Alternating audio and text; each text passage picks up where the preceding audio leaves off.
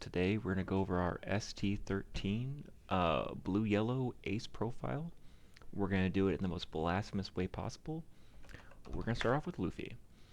4 of the baby, absolutely mandatory, great effect. Basically what it lets you do is you can play him on the field for 2. If your top life is the 5-drop Luffy, any of the 5-drop Luffys, you can basically warp into it, kind of like a Reiju style. It'll give your leader a plus 2k buff until the end of your opponent's turn, making them harder to swing into you and things like that. So we're not going to run all 3 the babies. We're only going to run the Luffy and the Ace for consistency, and I'll explain that later. We're going to run 4 of this Luffy, 4 of this Luffy. This deck, what he does is if you put 2 underneath the leader, you can reveal the top 5 cards, place a 5-drop among them, on top of your life face up.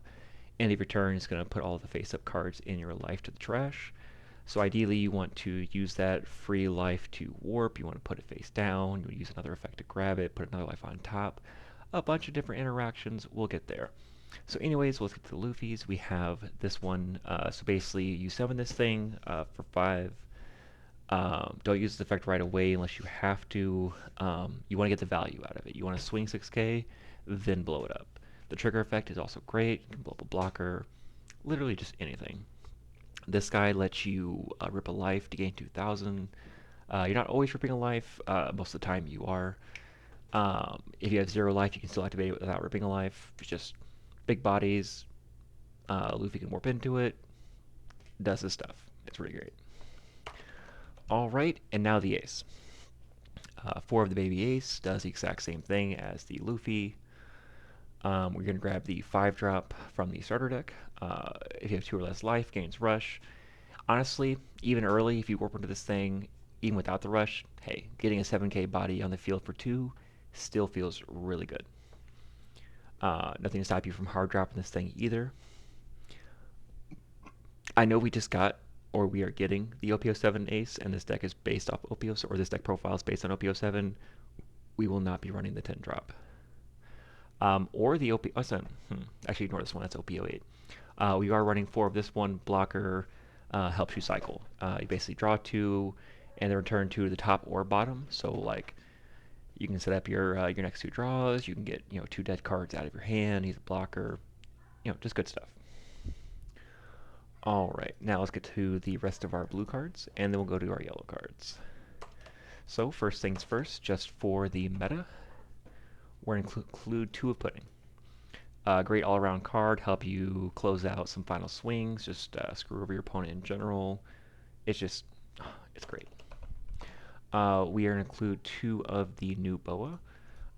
This card absolutely sucks into the black-yellow Luffy leader matchup because, you can't stun a Luffy, but everything else, pretty good.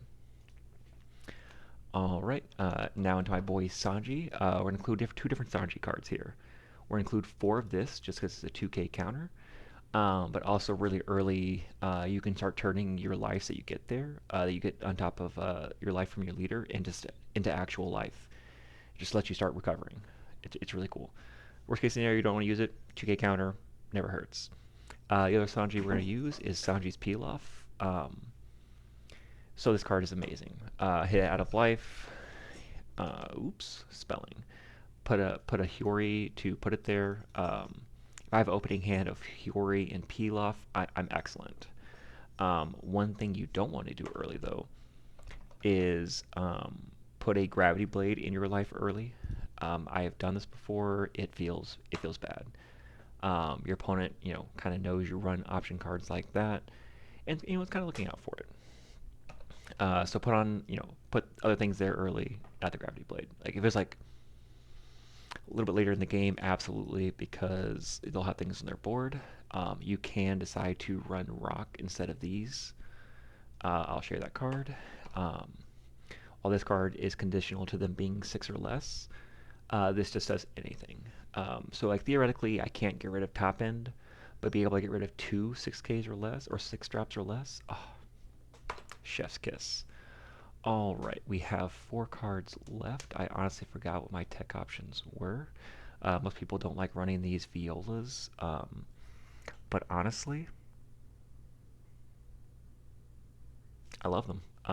Heal early, rearrange your opponent's life. In fact, I'm just gonna load my profile so you can see what those last four cards were. Ah, the Garp. Yes, almost forgot the Garp. So yeah, the Garp is a searcher. At all times, do you want to grab a baby? Never grab a 5-drop. Because since you're not running all the babies like the standard Three Brothers deck do, you're only running the aces and the Luffys.